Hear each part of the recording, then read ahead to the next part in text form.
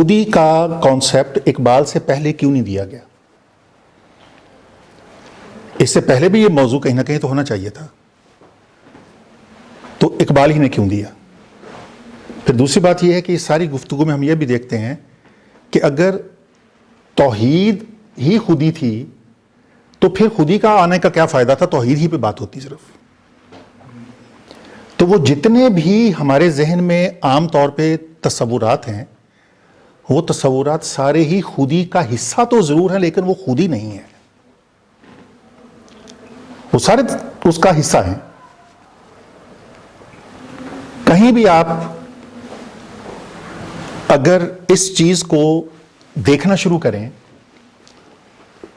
کہ انسان کے حوالے سے پہلی بار، کیونکہ خود ہی انسان سے متعلقہ ہے نا، اور خود ہی انسان ہی نے بات کی، سب سے پہلے انسان کے بارے میں بات ہوئی کیا ہے، اور اس بات کو انسان کا خالق کیا کہتا ہے. تو سورہ بقرہ پہ آپ چلے جائیں. جب اللہ تعالیٰ نے یہ اناؤنس کیا پہلی دفعہ کہ میں انسان پیدا کر رہا ہوں،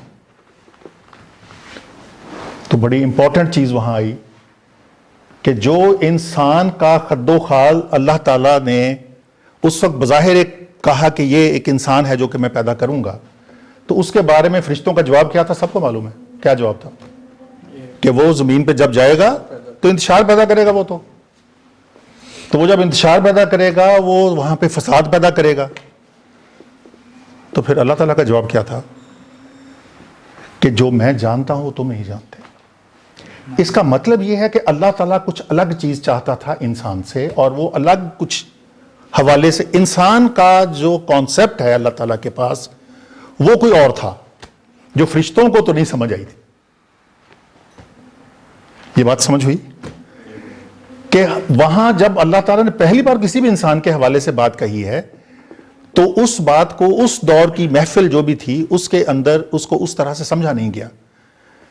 لیکن پھر قرآن میں بہت دفعہ اتنے موضوعات اس کے اندر انسان کے حوالے سے، اس کی اصلاح کے حوالے سے آئے ہیں کہ پھر اس بات کو ہم آگے لے کے چلیں گے. لیکن یہ پوائنٹ سب سے پہلے آپ نے ذہن میں رکھنا ہے کہ انسان کو اللہ تعالیٰ نے کچھ سمجھا، اور وہ ایسا سمجھا کہ اس نے انسان کو اپنا مان جانا. کیسے؟ ابلیس نے سجدے سے انکار کیا، پھر اس نے مہلت مانگی، تو اللہ تعالیٰ نے تو کمال ہی کر دیا نا. اس نے کہا شیطان نے کہ میں بہکاؤں گا، اللہ نے کہا ٹھیک ہے بہکا، دے دی اجازت. پہلے میں فرشتوں نے ڈاؤٹ کیا، دوسری دفعہ شیطان نے ایک بات کہی تو اللہ تعالیٰ نے کہا کھلی چھٹی ہے. ورنہ اللہ تعالیٰ پروٹیکٹ کرتا نا کہ میرا تو انسان ہے، میں تجھے کیسے اس کو خراب کرنے کی دے سکتا ہوں. اس کا مطلب یہ ہوا کہ اللہ تعالیٰ جس انسان کے بارے میں سوچ رہا تھا نا کہ وہ انسان ہوگا، اس کو پتہ ہے نہ شیطانوں کا کچھ بگاڑ سکتا ہے، اور نہ اس کی اصلیت یہ عام سمجھ آ سکتی ہے. اس لیے کا مطلب یہ ہے کہ وہ کوئی الگ چیز ہے. یہ بات کنوے ہوئی؟ آپ کو کسی پہ بڑا ہی مان ہو نا، تو پھر آپ اس کو کسی بڑے چیلنج کے لیے بھیجتے ہو. تو اس کے اوپر اللہ نے اتنا مان تھا انسان کے اوپر کہ یہ جب جائے گا تو فساد والے بھی ہوں گے جس کے بارے میں یہ کہا ہے. اور قرآن میں بہت ساری دفعہ کہ ظالم ہوگا، جاہل ہوگا، ناشکرا ہوگا، یہ سارے الفاظ تو آئے انسان کے لیے ہی. لیکن جو تصور اللہ تعالیٰ نے اپنے قرآن میں پہلے سے پیش کر دیا، اور اس شیطان کے چیلنج کو سامنے رکھتے ہوئے قبول کر لیا، اوکے تم کرو جو کرنا ہے، تو جو میرے ہوں گے تو میرے ہی ہوں گے. اس کا مطلب یہ ہوا کہ ہمیں سب سے پہلے تو یہ دیکھنا ہے کہ وہ اللہ تعالیٰ جس انسان کا تصور ہمیں دینا چاہ رہا تھا، وہ انسان کون ہے. جس کا تصور وہ دینا چاہ رہا ہے نا، اس کو بارے میں تو وہ کہتا ہے کہ ٹھیک ہے جو تو کہے گا میں وہی کر دوں گا. سورہ طٰہٰ میں جہاں پہ ذکر ہے کہ صبح کو نماز پڑھو اور شام کو نماز پڑھو، بالکل آخری حصے میں تو وہاں پہ بھی یہی ہے کہ تمہاری مرضی کے مطابق ہوگا. سورہ والضحیٰ تمہاری مرضی کے مطابق ہوگا. یہ بتا تیری رضا کیا ہے، بالکل قرآنی تصور ہے. یہ کوئی الگ سے انہوں نے اپنے پاس سے کوئی ایسے نہیں کہا. یہ پراپر قرآنی تصور ہے جس میں سے انہوں نے اس بات کو اس طرح سے بیان فرمایا ہے. نبی پاک صلی اللہ علیہ وآلہ وسلم کے حوالے سے چونکہ سورہ والضحیٰ سامنے آ جاتی ہے تو ہمیں ایک راستہ مل جاتا ہے پھر اس انسان کو سمجھنے کا جس پہ اللہ تعالیٰ کو مان ہے. تو وہ انسان کیسا ہونا چاہیے جس پہ اللہ تعالیٰ مان کرے؟ تو وہ پھر نبی پاک صلی اللہ علیہ وسلم میں ہمیں وہ سارے اوصاف نظر آئے. اب نبی پاک اپنے کن اوصاف سے اپنے تعارف کروا رہے ہیں؟ نبی پاک صلی اللہ علیہ وسلم نے جب پہلی دفعہ اپنے نبوت کا جب اعلان فرمانے جا رہے ہیں تو انہوں نے کیا کہا تھا کہ میں کون ہوں؟ تو مجھے جانتے ہو اور سب کو معلوم ہے کہ میں صادق ہوں، میں امین ہوں. یہ دو کوالٹیز بتائی تھی. میں ہر بار یہ کہتا ہوں کیونکہ یہ سچائی ہے، سچائی کو ہر بار بتائیں. ایک محفل میں 10 دفعہ ریپیٹ کرنی ہے، 10 ہی دفعہ ریپیٹ کریں، کیونکہ نماز کے الفاظ تبدیل نہیں ہوتے، اذان کے الفاظ تبدیل نہیں ہوتے، دعوت کے الفاظ ہی رہیں گے. تو یہ جو ایک بات ہوتی ہے اس کو اتنی بار ہی کریں تاکہ وہ راسخ ہو جائے اور جہاں پہنچنی ہے پہنچ جائے. تو نبی پاک صلی اللہ علیہ وسلم نے کیا کہا کہ میں صادق ہوں اور میں امین ہوں. لوگوں نے بھی کہا ہاں آپ صادق ہیں اور آپ امین ہیں. اب یہاں ایک بہت امپورٹنٹ میں پوائنٹ آپ کو بتانے لگا ہوں جس پہ توجہ ہماری کم جاتی ہے. جائیں گے ہم خود ہی کی طرف لیکن یہ چیزیں ساری سمجھنے کے بعد جائیں گے. صادق جو ہوتا ہے وہ میرا ایک انسان کا فرد واحد کا منسوب ایک کریکٹرسٹک یا ایک خصوصیت ہے. میں سچا ہوں، بس. تو میں سچا ہوں تو ٹھیک ہے، سچا ہوں، اس میں کسی کو کیا لینا دینا. میں ہمیشہ سچ بولتا ہوں، ٹھیک ہے. یہ میری ایک ذاتی کہ ایک انسان سے وابستہ ایک چیز کا نام ہے، ایک وصف ہے، خصوصیت ہے. امین ذاتی نہیں ہوتی، یہ معاشرتی خوبی ہے جس میں آپ لوگ معاشرے کے لوگوں کی، سوسائٹی کے لوگوں کی امانتوں کی سچائی کے ساتھ حفاظت کرتے ہو. رہنے بھی سچائی ہے لیکن امانت کے 2 حصے ہیں. زاہد صاحب بڑے نیک آدمی ہیں جی، آپ ان کو 1 لاکھ روپے دو گے وہ نہیں کھائیں گے، وہ اس میں کوئی خیانت نہیں کریں گے. لیکن زاہد صاحب جو ہیں وہ آپ کے اس پیسے کی حفاظت نہیں کر سکتے، کوئی چھین کے لے جا سکتا ہے. تو امین رہوں گا میں. آپ نے مجھے اپنا سامان دیا کہ بھائی جان یہ رکھے، میں سال بعد لے لوں گا، تو میں اس کی حفاظت نہیں کر پایا. سال بعد، سال کے اندر اندر وہ چیز کبھی آپ کچھ اٹھا کے لے جاتا، کبھی کوئی اٹھا کے لے جاتا ہے. اس کا مطلب یہ ہوا کہ آپ کے اندر شجاعت کا یہ پہلو ہونا چاہیے کہ آپ اس کی حفاظت بھی کر سکیں. بٹ صاحب آپ شعر سنائیں ذرا مجھے. سبق پھر پڑھ، ذرا بولیے. سبق پھر پڑھ، صداقت کا، شجاعت کا، عدالت کا، شجاعت کا، عدالت کا، شجاعت کا. لیا جائے گا تجھ سے امتحان، لیا جائے گا تجھ سے کام دنیا کی امامت کا. اب سمجھیں جی دوبارہ، اس میں صادق اور امین اکٹھا ہے. سبق پھر پڑھ، صداقت، پھر صداقت کا، اور ذرا وضاحت کر دی کہ امین تمہیں سمجھ نہیں آئے گا. تو امانت سمجھانے کے لیے آپ کو جو عدالت ہے نا، عدالت تبھی ہوگی نا جب آپ انصاف کے، کسی کا حق ہے اس کو حق دینا ہے، کسی کی چیز اس کی چیز دینی ہے، تو عدالت بھی آپ کے پاس ہونی چاہیے اور اس عدالت کی امپلیمنٹیشن کرنے کے لیے شجاعت بھی آپ کے پاس ہونی چاہیے. تب جا کے آپ امیر بن سکتے ہو، ویسے نہیں بن سکتے. تو یہ انتہائی امپورٹنٹ شعر ہے بنیادی طور پہ اس کانسیپٹ کو سمجھنے کے لیے. اچھا، اب میرا سب سے پہلے سوال میں نے ایک لفظ بولا تھا کہ پیغام کی اہمیت ہوتی ہے. یہ جو کانسیپٹ ہے کہ میں ایک انسان پیدا کروں گا اور وہ انسان ہوگا، وہ فساد نہیں کرے گا، اور وہ فساد بھی نہیں کرے گا، اور اس کے علاوہ شیطان اگر بہکائے گا تو وہ بہکاوے میں بھی نہیں آئے گا. شیطان کرتا کیا ہے؟ وہ دلوں میں وسوسے ڈالتا ہے. قرآن اتارا ہے نا، ابھی تو ہم صرف قرآن کے اوپر ہیں. ابھی قرآن یہ کہتا ہے کہ دلوں میں وسوسے ڈالے گا.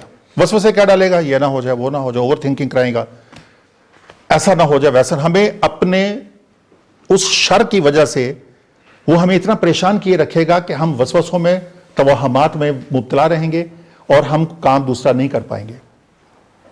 اب نبی پاک صلی اللہ علیہ وآلہ وسلم، پچھلی دفعہ میں نے ایک بات کہی تھی کہ پوری دنیا میں کسی بندے کا بھی بہترین جو پوٹینشل آپ نے لینا ہوتا ہے، وہ لینے کے لیے ضروری ہوتا ہے کہ کچھ اس کی ریکوائرمنٹس کو پورا کیا جائے.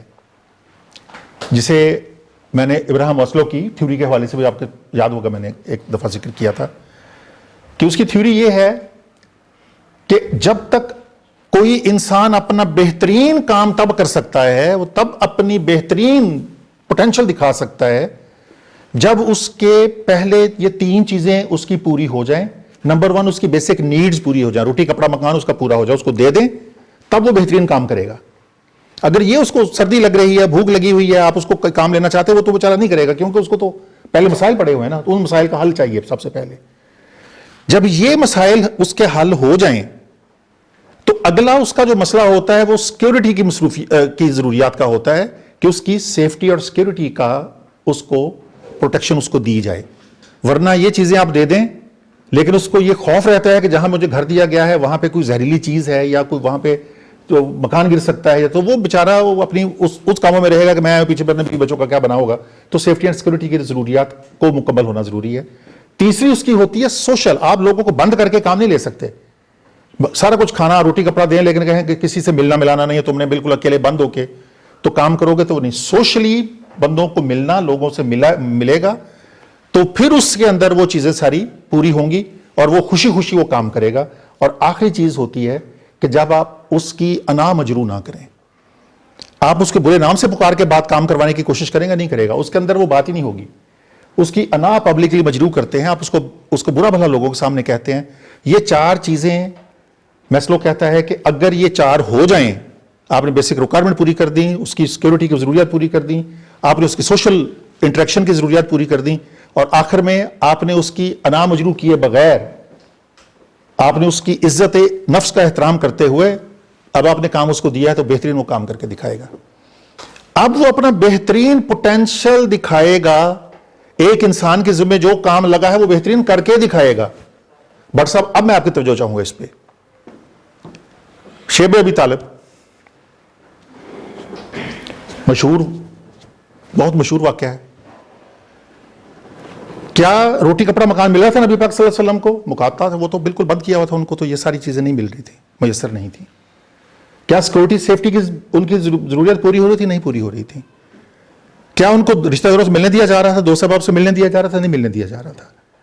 کیا ان کی عزت نفس مجروح نہیں کی جا رہی تھی؟ مجروح کی جا رہی تھی.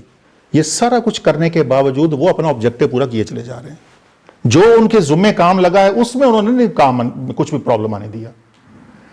اس کا مطلب یہ ہوا کہ جو اللہ تعالیٰ کا پسندیدہ شخص ہوتا ہے، جس انسان کو اللہ تعالیٰ پسند کرتا ہے، اس سے وہ یہ چاہتا ہے کہ دنیا کے حالات چاہے برے سے برے ہی کیوں نہ ہوں، وہ ادھر ہی دیکھے گا جو اس کا کام ہے، جو اس کے ذمہ لگا ہوا ہے. وہ دل برداشتہ نہیں ہوگا، وہ دل نہیں چھوڑے گا، وہ ان معاملات کو اپنے اوپر حاوی نہیں ہونے دے گا، اور وہ اپنی پوری چیز کر کے دکھائے گا. جو اس کے ذمہ کام لگایا گیا ہے اس کی تکمیل کر کے دے گا. جب یہ کرے گا تو پھر وہ اسوہ کامل، جس کو ہم کہتے ہیں کہ نبی پاک صلی اللہ علیہ وسلم کی زندگی ہمارے لیے بہترین نمونہ ہے. کیوں؟ قرآن نے کہا ہے کہ نبی پاک کی زندگی ہمارے لیے بہترین نمونہ ہے. اس کا مطلب یہ ہوا کہ نبی پاک صلی اللہ علیہ وسلم کی زندگی جو نمونہ ہے، یہی وہ نمونہ ہے جو اللہ تعالیٰ نے ہمارے سامنے پیش کیا کہ یہ انسان ہے جو میں چاہتا ہوں، اس طرح کا انسان مجھے چاہیے، تو آپ نے اس طرح کا بننا ہے. اچھا، اس کے لیے اب کون سی خصوصیت ایسی ہے جو آپ کو یہ بناتی ہے؟ کوالٹیز تو آپ کے اندر صادق اور امین کی ہونی چاہیے. تو یہ پھر خودی کدھر سے آ گئی؟ اب ہم آتے ہیں کہ خودی کے حوالے سے اقبال خود کیا کہتے ہیں کہ یہ کیا ہوتی ہے. یہ تو شاعری تو انہوں نے کہہ دی، لیکن اقبال نے خود بھی تو کچھ کہا ہوگا نا کہ خودی کیا ہوتی ہے. انہوں نے اپنے بارے میں اپنے طور پہ بھی اس کی کوئی نہ کوئی بات کہی ہوگی. تو یہ ابھی میرا اس کے بعد کا موضوع یہ ہوگا، لیکن اس سے پہلے میں ایک چھوٹی سی بات صرف عرض کر دوں کہ یہ جو پیغام ہے نا انسانیت کو دینے کا کہ آپ کو کیسا انسان بننا ہے، یہ پوائنٹ ایسا تھا جس کو ہم میسج اللہ کا کہتے ہیں. یہ اللہ تعالیٰ کا میسج ہے جو لے کے جانا ہے، اور نبی پاک صلی اللہ علیہ وسلم نے وہ میسج سب جگہ پہنچانا ہے. اب اللہ کہتا ہے کہ جہاں جس شہر میں میرا نبی ہے وہ شہر سب سے عزت والا اور سب سے بہترین. تو مکہ میں تھے تو مکہ بہترین، مدینہ تشریف لے گئے تو مدینہ بہترین ہو گیا. اب مدینہ جب تشریف لے کے جاتے ہیں تو مدینہ میں ان کو ریسیو کون کر رہا ہے؟ ان کا میزبان کون ہے؟ حضرت ابو ایوب انصاری. اپنا بہترین آباء و اجداد کا، حضرت ابراہیم کا اپنے آباء و اجداد کا علاقہ چھوڑ دیا، چھوڑ کے مدینہ شریف تشریف لے آئے، اپنا علاقہ چھوڑ دیا، کس کی خاطر؟ پیغام کی خاطر، پیغام کو پہلے نمبر پہ رکھتے ہوئے لے کے ادھر پیغام لے کے پہنچ گئے، وہاں پہنچے ہیں، حضرت ابو ایوب انصاری نے ان کو ریسیو کیا ہے، وہ ان کے وہاں پہ میزبان بنے ہیں۔ حضرت ابو ایوب انصاری کہاں پہ ہیں؟ وہ مدفون ہیں ترکی میں، وہ پیغام لے کے یہاں پہنچے ہوئے ہیں، یہاں کا پیغام لے کے آگے پہنچے ہوئے ہیں۔ اس کا مطلب یہ ہوا کہ پیغام بہت اہم چیز ہوتی ہے، یہ ہر قسم کی قیود، خاندان کی، وطن کی، ان قیود سے آپ کو اوپر اٹھا کے لے کے جاتا ہے، اور یہ ساری ان چیزوں کی قربانی مانگتا ہے۔ اب یہاں سے جو بات آگے شروع ہوتی ہے، میں اب جاننا چاہتا ہوں کہ یہ پیغام کیا تھا، اور اس پیغام کو خودی کے ساتھ میں پھر کیسے جوڑوں گا؟ تو خودی کے ساتھ آنے سے پہلے میں پہلے خودی کے پیغام والے کو پڑھتا ہوں کہ وہ کیا کہتا ہے۔ اقبال نے جو سب سے پہلے 2 کتابیں لکھی ہیں، اس میں سے ایک کا نام اسرار خودی ہے، ایک رموز بے خودی ہے۔ یہ پہلی اس کی 2 کتابیں ہیں، وہ فارسی میں ہیں، یہ بعد میں بانگدرا اور باقی ساری کتابیں تو بعد میں آتی ہیں، یہ پہلی کتابیں ان کی یہ ہیں۔ اسرار خودی انہوں نے لکھی اس لیے کہ یہ خودی کا تصور اس میں انہوں نے پیش کیا، اور یہ فارسی میں تھا۔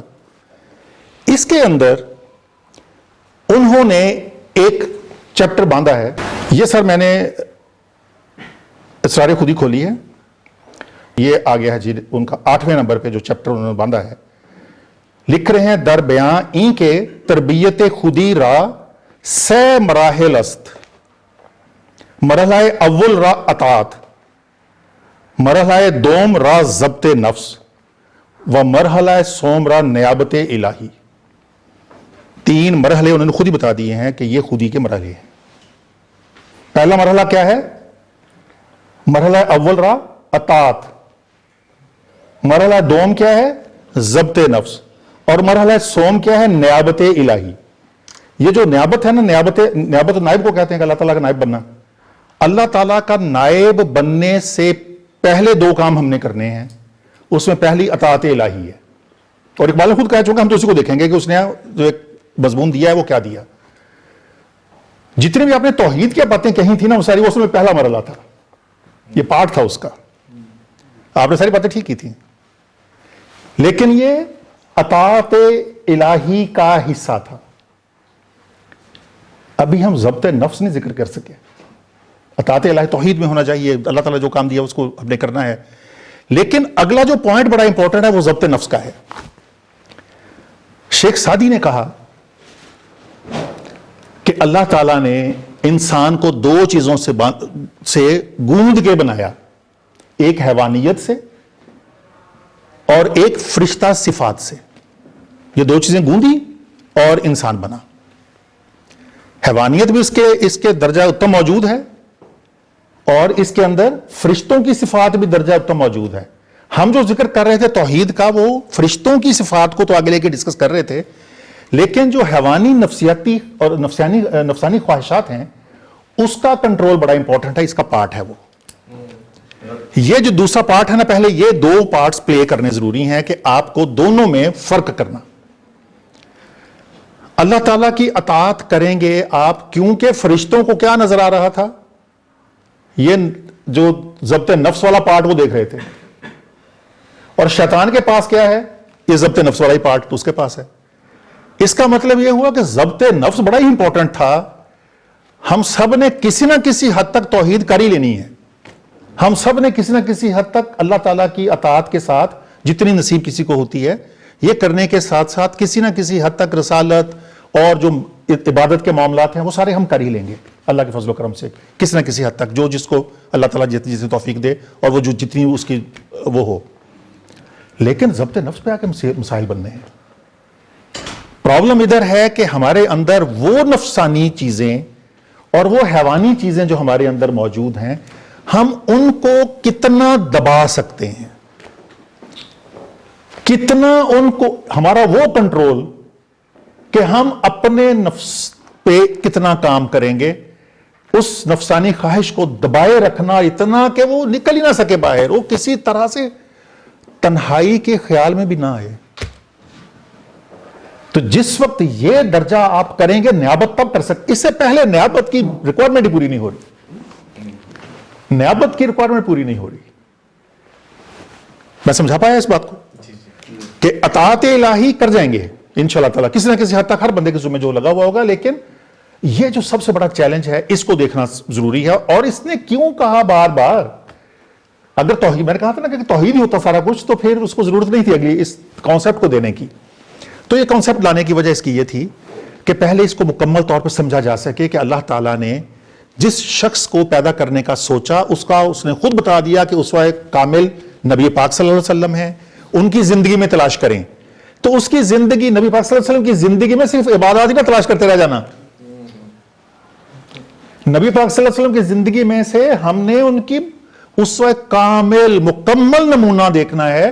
تو مکمل نمونے کے دو پارٹ ہیں.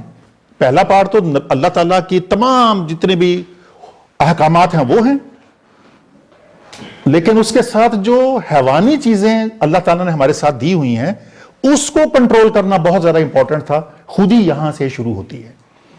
جب آپ اس کو نیچے لے جائیں اور اس کو اٹھا کے اوپر لے جائیں, دونوں چیزوں میں فرق ڈال دیں اتنا بڑا کہ یہ اس تک نہ پہنچ سکے اور وہ اس تک نہ پہنچ سکے. اس کو اٹھا کے میکسیمم اس پہ محنت کریں اوپر لے جانے میں, اس پہ محنت کریں نیچے لے جانے میں, کہ اس کو پاس نہ پھٹکنے دیں اور اس کے ساتھ جڑے رہیں, تو پھر آپ کو نیابت الہی میسر آنی ہے. اب یہاں سے میں ایک چھوٹا مختصر کر کے پھر میں سوال جواب کی طرف میں چاہوں گا کہ ہم چلے جائیں. کچھ چیزیں میں ویسے آپ کو سناؤں گا بھی, آپ بلکہ سنائیں, میں صرف اس کی تھوڑی سی تشریحات اس طرح سے کروں گا. شعر کی تشریح کے حوالے سے وہ چیزیں واضح نہیں ہوں جو میں ابھی بتا رہا ہوں. یہ جو چیز واضح ہونی تھی یہ اس کی بیسک فلسفی پہ جا کے واضح ہونی ہے. اب اس کے لیے ایک بڑی امپورٹنٹ چیز یہ ہے کہ اقبال نے اس کو خودی کے ساتھ بے خودی کیوں کہا. دونوں چیزیں خودی دونوں میں ہے. اب عام طور پہ جو تصور جب سمجھتے ہیں تو انسان کی اندر کی جو دنیا ہے اس کو وہ مخاطب ہے اپنی خودی کے حوالے سے, اور وہ جو انٹرنل جو ہمارے ایک اندر کی جو روح کے اوپر جو ہم نے کام کرنا ہے, لیکن اس میں جو میں نے جیسے کہا دو چیزوں پہ کام کرنا ضروری ہے. اب یہاں پہ کرنے کے بعد ایک انسان نے, سر یہ بڑی احتیاط سے سننے کی چیز جو میں اب کرنے لگا یہ ویسے سمجھ نہیں آئے گی, یہ ایک ہی دفعہ گزر جائے گی, تو پھر اس کو غور سے سن لیجئے. باریک سا کام ہے یہ. اللہ تعالیٰ نے آپ کو اپنی اطاعت کا موقع بھی دے دیا, آپ کو ضبط نفس کا موقع بھی دے دیا, آپ کو نیابت الہی میسر ہو گئی, آپ بھی خودی میں کسی مقام پہ چلے گئے, آپ بھی کسی مقام پہ چلے گئے, آپ بھی کسی مقام پہ چلے گئے, آپ بھی کسی مقام پہ چلے گئے. تو ہم سب بہت اچھے لوگ ہو گئے اور ہمارے سارے مقامات برابر ہو گئے, ہم تو سٹینڈرڈ اس پہ چلے گئے ہیں. تو کیا اب ہمیں نبوتیں ملنی شروع ہو جائیں گی؟ کیا میں کلیم کروں گا کہ اب مجھے یہی بننا چاہیے, فلاں چیز مجھے بناؤ آپ, اللہ تعالیٰ کو مانے گا تو صحیح آپ کو, وہ تو کہہ رہا ہے نا جو مانگو. اب تو پھر سارا کچھ شروع ہو گیا نا, نیابت میں تو ہر چیز آ گئی. اب یہ مرحلہ مشکل ترین مرحلہ ہے. ایک سادی سی مثال دوں گا, سمجھ آ جائے گی, پوری بات سمجھ آئے گی. بٹ صاحب نے سوچا جی کہ میں نے اپنے علاقے میں ایک مسجد ایسی بنانی ہے جس میں جو ساری سنگ مرمر کی ہوگی, ایک پتھر بھی داغدار نہیں ہوگا, سنگ مرمر صرف سفید ہوگا, اس کے اندر کوئی رنگ نہیں آئے گا, ہر ٹائل کا سائز ایک جیسا ہوگا, موٹائی ایک جیسی ہوگی, رنگ ایک جیسا ہوگا, چمک ایک جیسی ہوگی. اب آپ نے پتھر اکٹھے کرنے شروع کیے, کچھ چھوٹے سائز کے آ رہے ہیں الگ کرتے چلے جا رہے ہیں, کچھ ایک جیسے آ رہے ہیں ان کا ڈھیر الگ لگا رہے ہیں, اور اس کے بعد آپ نے مسجد بنانی شروع کر دی. چنے ہوئے پتھر آپ نے مسجد بنانے میں لگانے شروع کر دیا. یہاں تک آپ میرے ساتھ ہیں نا, سمجھ رہے ہیں بات کو؟ یہ جو دوسرے تھے وہ بھی سنگ مرمر ہی تھے, وہ سائز کے نہیں تھے, وہ سائز کے نہیں تھے, کسی میں چمک کم تھی, کسی میں داغ تھا, آپ نے اس کو الگ کر دیا. جس میں چمک اور ہر چیز ایک جیسی تھی آپ نے اس کو الگ رکھا, اس کو آپ نے لگانا شروع کیا. یہ جو آپ نے اکٹھے کیے اور جو ریجیکٹ کر رہے ہیں نا, یہ خودی کم تھی, جس کی کم جو ایک جیسے تھے وہ اپنے خودی والے اکٹھے کرنے شروع کر دیے. یہ چنے ہوئے ہیں, یہ چنے ہوئے آپ کے, ٹھیک ہے, یہ خودی والے ہیں. اب یہاں سے کہانی شروع ہونی ہے. یہ جو پتھر لگنا ہے یہ تو بنیاد میں بھی لگنا ہے, اور یہ تو مسجد کے ماتھے پہ بھی لگنا ہے, تو یہ اندر بھی لگنا ہے, تو یہ واش روم میں بھی لگنا ہے, تو یہ برآمدے میں بھی لگنا ہے. اب ایک پتھر کہے کہ مجھ میں کیا کمی ہے ابھی، تم مجھے اٹھا کے برآمدے میں کیوں لگا رہے ہو، مجھے مسجد کے ماتھے پہ لگاؤ نا، میرا حق ہے، میں بالکل ویسا ہی ہوں. آپ نے خود ہی پیدا کر لی ہے، آپ سب ایک جیسے مقام پہ آ گئے ہیں. اب یہاں جو سر جھکانا ہے نا کہ اب تو مجھے موچی بنا دے، تو مجھے کوچوان بنا دے، میں بن کے آ گیا ہوں تیرے سامنے، اب مجھے استعمال کر جیسے تو نے کرنا ہے. یہ بے خودی ہے، اور یہ خودی کا اعلیٰ ترین مقام ہے.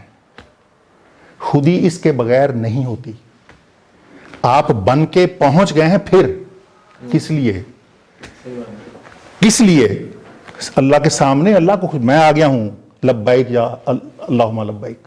یہ ہے وہ لبیک اللہم لبیک.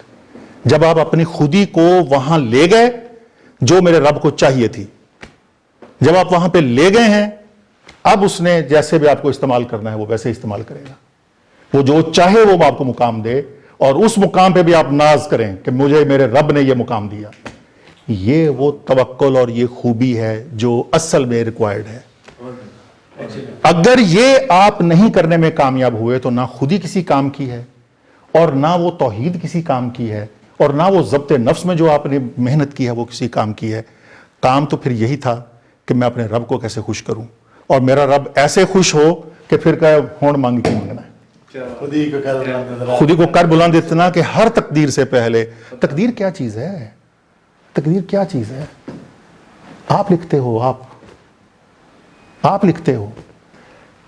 یہ ذہن میں رکھیے، اللہ تعالیٰ کے تمام انبیاء خودی کے ان مناظر سے پار تھے. یہ ہو نہیں سکتا کہ میرے نبی صلی اللہ علیہ وسلم جس طرح کے ہیں، باقی انبیاء میں بھی اللہ تعالیٰ نے صفات وہی نہیں رکھی تھی، ان میں بھی اطاعت کا لیول وہی تھا، ان میں بھی ضبط نفس کا تھا، خودی تو سب میں تھی. اس کے باوجود بھی کسی کو مچھلی کے پیٹ میں ڈال دیا، لا الہ الا انت سبحانک انی کنت من الظالمین، لا الہ الا انت سبحانک انی کنت من الظالمین، پڑھے چلے جا رہے ہیں. اب ایک چھوٹا مختصر سی بات میں کروں گا، یہ بھی اسی طرح سے سمجھنے کی ہے. جس کے اندر خودی ہوتی ہے نا اس کے اندر سوال نہیں ہوتا. اقبال نے بھی یہی کہا ہے، جس کے اندر خودی ہوتی ہے وہ سوال نہیں اٹھاتا. اس کو کہا تم حضرت موسیٰ جاؤ فرعون کے دربار میں. پتہ ہے کہ فرعون کو وہ انہوں نے دیکھا ہوا ہے بھائی، فرعون کی پوری اس کا روب دبدبہ ظلم جبر دیکھا ہوا ہے، وہ وہاں سے نکلے ہوئے ہیں. کہا جاؤ، چلے گئے. جادوگر ہیں، اب کیا کرنا ہے؟ ان کے اس کو ڈال دو ہاتھ میں جو ہے عصا. یہ نہیں کہا یہ کرنے سے کیا ہوگا، میں جب ڈالوں گا پھر کیا کرے گا. تو میرا رب یہ نہیں کہا کہ اچھا موسیٰ تم جب ڈالو گے نا تو پھر میں یہ سینیریو چینج کروں گا، یہ ایک سانپ بنے گا، اس کے بعد وہ سارے سانپوں کو کھا جائے گا. نو، کر دیا، ختم. آگے لے کے سارے لوگوں کو، اپنی پوری قوم کو لے کے جا رہے ہیں، بحر احمر کے کنارے پہنچ گئے ہیں. پیچھے فرعون کی فوجیں چڑھی ہوئی ہیں، آگے تو دریا آ گیا، کہوں شارٹ کٹ مارنا تھا، اوپر سے تو مدین جانے کا راستہ اوپر سے تھا. اب سامنے تو دریا ہے، اب کیا کرنا ہے؟ مار اس کو ادھر. اب یہ کہو اللہ یہ کیا کر رہا ہے، ماروں اس کو، یہ کیا مارنے سے کیا ہوگا، پل بن جائے گا. نو، ادھر سوال نہیں ہے، ادھر اطاعت کی وہ بلندی مہیا ہے کہ مار دینا ہے بس. تیرا کام ہے جو تو کہہ دیا بس کر دے. یہ سوال کہ تو ایسے کیسے کرے گا اور ایسے کیسے کرے گا، آپ کے راستے بند ہوں گے، آپ شیب بھی طالب میں ہوں گے. حضرت خدیجہ کا بھی کی رحلت ہو جائے گی، حضرت ابو طالب کی رحلت ہو جائے گی. یہ نہیں ہے کہ آپ کو بتایا جائے کہ ایسے کرو گے پھر ایسے کرو گے تو ایسے کروں گا. نو نو نو، کوئی پلان نہیں بتانا. آپ کے اندر اطاعت کا لیول یہ ہے کہ آپ نے صرف وہ کہنا ہے اور اسے کر دینا، اور آپ کی مرضی کا کام ہو جانا ہے. تیری مرضی کا کام ہو جائے گا، فکر نہ کر، تیری مرضی کا ہوگا. یہ جو کانسیپٹ ہے خودی کا کہ آپ نے اپنے آپ کو وہ ٹائل درجے پہ آنا، اللہ تعالی کا وہ مان ہے جو اس نے انسانوں پہ کیا. تو میں یہ تو طے کر لوں نا کہ میں رب تیرے مان کا حصہ ہوں، چھوٹا کروں گا بڑا جو بھی کروں گا، لیکن میں وہ ہوں جو تیرے ساتھ کھڑا ہوں. کیونکہ اللہ تعالیٰ کہ میری فوج ہے، اللہ تعالیٰ کے لشکر اللہ تعالیٰ کے لشکر ہے. اللہ تعالیٰ کا رنگ اللہ تعالیٰ کا رنگ ہے، اپنے اوپر چڑھانا ہے اللہ تعالیٰ کا رنگ. اور وہ خود ہی چونکہ بہترین انسان کے اس نے اوصاف بتا دیے یہ کرنے سے ملنی ہے، تو تب اس کے اندر وہ ساری چیزیں پیدا ہونی ہیں. اب میں دوبارہ آتا ہوں، پھر ہم صادق اور امین کی طرف آ جاتے ہیں. صادق اور امین میں سچا ہونا اور سچا ہونا جو ہے نا، یہ آپ کی جو اللہ تعالیٰ کے ساتھ آپ کا تعلق ہے وہ اس کا حصہ ہے. اور جو زبانیں لوگوں کے ساتھ جو میل برتاؤ اور دھوکہ ہے، فریب ہے، برا ہے، غلط ہے، وہ سارا برتاؤ وہ ضبط نفس والا حصہ ہے. لہٰذا ان دونوں کو آپ نے اسی طرح سے لے کے چلنا ہے. اور جب آپ یہ لے کے جائیں گے تو پھر یہ پورا میسج خودی کا سمجھ آنا شروع ہوتا ہے، کیونکہ اس سے پہلے اس کی ضرورت اس طرح سے بیان کرنے کی تھی نہیں. اسلام میں یہ وقت گزرے ہیں، آپ جب یوٹیوب پہ دیکھیں گے بہت ساری جگہوں پہ آپ کو یہ بیان اسی طرح سے ملیں گے. کیونکہ اقبال ہی کے ایک دوست نے یہ سوال پوچھا تھا نذیر نیازی صاحب نے کہ یہ خودی کا تصور آپ کے پاس کہاں سے آیا؟ تو انہوں نے ان کو سورہ حشر کا آخری رکوع، سورہ حشر کا آخری رکوع بڑا مشہور، سب کو معلوم ہے، لو انزلنا ھذا القرآن علی جبل لرأیتہ خاشعا. اس آیت سے پچھلی آیت جو ہے وہ ایگزیکٹ یہی مفاہیم ہے جو یہ میں بیان کر رہا ہوں. جس نے اپنے آپ کو پہچانا اس نے رب کو پہچانا، جو رب کو نہیں پہچانتا وہ نقصان میں چلا گیا. تو یہ جو اپنا آپ ہے نا، چونکہ اپنا آپ دو چیزوں پہ مشتمل ہے، اس کو کنٹرول کرنے کے لیے حیوانی اور انسانی دونوں جو دونوں خصوصیات ہیں ہماری، کہ فرشتوں والی خصوصیات بھی اور جو جانوروں والی خصوصیات ہیں، یہ دونوں کو، ان کو قابو کیسے کرنا ہے، اس کو قابو کیسے کرنا ہے اور اس کو آگے کیسے بڑھانا ہے، اس کے اوپر بات کرنی تھی. اس لیے یہ جتنے بھی اقبال کا تصور ہے وہ آپ کے اندر کی دنیا، آپ کے روح کے اوپر کا کام، اس کو سامنے رکھ کے ہوگا. اور اس کے اندر تلاش ہی یہ کریں کہ اس میں صرف توحید اور عدالت نہیں، وہ تو ایک چیز آئے گی آنی ہے، لیکن دوسری چیز جو ہے وہ بہت زیادہ امپورٹنٹ ہے. اب میں آپ کو دو تین چیزیں چھوٹی چھوٹی سنا دیتا ہوں جس میں آپ کو اقبال کہتا ہے کہ تو مان کیسے کرے گا. خدائے لم یزل کا دست قدرت تو، زباں تو ہے، یقین پیدا کرے گا فل کہ مغلوب گماں تو ہے. کس چکروں میں پڑا ہوا ہے؟ کیوں اپنے آپ کو انڈر اسٹیمیٹ کر رہا ہے؟ پرے ہے چرخ نیلی فام سے منزل مسلمہ کی، ستارے جس کی گرد راہ ہوں وہ کارواں تو ہے. مقتاں فانی مکیں آنی، ازل تیرا ابد تیرا، خدا کا آخری پیغام ہے تو، جاوداں تو ہے، ہمیشہ تو ہی رہے گا، تیرا ہی پیغام. پیغام میں نے کہا تھا بار بار، لفظ پیغام کو آپ سمجھیں. ہنا بندے عروض لالہ ہے خون جگر تیرا، تیری نسبت براہیمی ہے، معمار جہاں تو ہے. حضرت ابراہیم نے معمار تھے نا، کعبہ بنایا، پوری دنیا کی اسلام کی تعمیر ہی ان سے ہو رہی ہے. اور اس کے اندر نسبت براہیمی کیوں ہے کہ جب کہہ دیا نا قربان کر دے، کوئی سوال نہیں ہے، اب سوال نہیں ہے. یہ ثابت کر رہے ہیں اسی چیزوں کو جو میں ابھی بتا کے آیا ہوں نا، اس کے دو چیزیں ثابت ہو رہی ہیں. تیری فطرت امین ہے ممکنات زندگانی کی. امین، امانت میں نے کہا تھا کہ یہ ٹرم ہے ان کی، اس کو باندھ کے رکھیں اپنے ساتھ. جہاں کے جوہر مضمر کا گویا امتحان تو ہے، جہان آب و گل سے عالم جاوید کی خاطر، نبوت ساتھ جس کو لے گئی وہ ارمغاں تو ہے. یہ نقطہ سرگزشت ملت بیضا سے ہے پیدا، کہ اقوام زمین ایشیا کا پاسباں تو ہے. سبق پھر پڑھ صداقت کا، عدالت کا، شجاعت کا، لیا جائے گا تجھ سے کام دنیا کی امامت کا. اور اس کے بعد ایک اور میں آپ کو صرف سناؤں گا، اسی کا پارٹ ہے، ہم کسی دن اس پہ کریں گے. واٹس ایپ میں کہوں گا کہ وہ ساری اس پہ طلوع اسلام پہ بات رکھیں آئندہ کے لیے انشاءاللہ کسی. لیکن یہ جو دوسرا اسی کا ایک اور جو بند ہے یہ بھی اسی طرح سے ہے، کیونکہ اس کے اندر وہ سارا کچھ کام جو کرنے کا انداز ہے. تو راز کن فقاں ہے اپنی آنکھوں پر عیاں ہو جا. کن فیا کون تو ہی سمجھتا ہے، تجھے پتا ہے یہ کیا چیز ہے. تو راز کن فقاں ہے، تیرے تو رب نے. تو راز کن فقاں ہے اپنی آنکھوں پر عیاں ہو جا، خودی کا راز نہ ہو جا، خدا کا ترجمہ ہو جا. تجھ میں خودی آتی ہے تو ترجمہ نہیں تو خدا کی کرتا ہے. خدا کہتا ہے نائب بن گا تو نائب بن جاتا ہے خدا کا. ہوس نے کر دیا ہے ٹکڑے ٹکڑے نوئے انسان کو. یہ ضبط نفس کو یہاں سے مصیبت پڑتی ہے. یہ ہوس ضبط نفس کو خراب کر دیتی ہے. اخوت کا بیان ہو جا محبت کی زبان ہو. اللہ تعالیٰ کے ساتھ جو نبھانا ہے تو انہیں وہ نبھانا ہے. یہ ہندی وہ خراسانی، یہ افغانی وہ تورانی. تو اے شرمندہ ساحل اچھل کر بے قرار ہو جا. کن چکروں میں قید کیوں ہوا ہے؟ قیدوں سے آزاد ہو. تو کن چکروں میں پڑ گیا ہے؟ یہ چھوٹی چھوٹی چیزوں میں اپنے انگیج کر لیا. تیرے کام بڑے تھے. وہ مقصد جیسے نبی صلی اللہ علیہ وسلم میں نے بتایا نا کہ مقصد سامنے رکھتے چلتے جانا. یہ دیکھنے نہیں ہے پیچھے کیا ہو رہا ہے کیا نہیں ہو رہا. کون سے حالات ہیں آپ کو پتا؟ میرے رب نے کہا مار دے، میں نے مار رہا ہے بس. اس کو دیکھ چھوڑ دیں کہ میرے حالات کیسے آ گئے. بندہ ٹھیک نہیں سی، یہ حالات ایسے ہو گئے تو او چھوڑو اس کو. آپ اس کام پہ لگے رہو لگاتار جس کے آپ کو جزو میں کام لگا ہے. غبار آلودہ رنگ و نصب ہیں بالوں پر تیرے. تو اے مرغے حرم اڑنے سے پہلے پر فشاں ہو جا. خودی میں ڈوب جا غافل، یہ سر زندگانی ہے. خودی میں ڈوب جا غافل، یہ سر زندگانی ہے. نکل کر حلقائے شام و سحر سے جاوداں ہو جا. مسافر زندگی میں سیرت فولاد پیدا کر. شبستان محبت میں حریروں پر نیا ہو جا. گزر جا بن کے سیلو تند رو کو ہو بیاباں سے. گلستان راہ میں آئے تو جوئے نغمہ خاں ہو جا.